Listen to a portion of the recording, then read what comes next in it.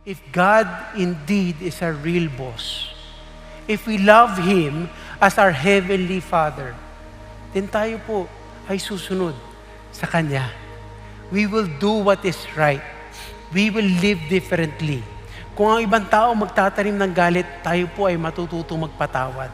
Kung ang ibang tao ay hindi magpapakumbaba, and they will choose to be proud, tayo po, by God's grace, ay magpapakumbaba at hihingi ng tawad. No? Ang hirap po talaga, sasabihin nyo. Ang totoo po niyan, on our own strength, talagang mahirap. For it is God who is at work in you, both to will and to work for His good pleasure. Do all things without grumbling or disputing, so that you will prove yourselves to be blameless and innocent children of God, above reproach in the midst of a crooked and perverse generation, among whom you appear as lights in the world. Sino raw yung tutulong sa atin? It is God who is at work in us. And so in difficult moments, lapit tayo sa Panginoon. Panginoon, tulungan niyo po ako. Nahihirapan po talaga ako.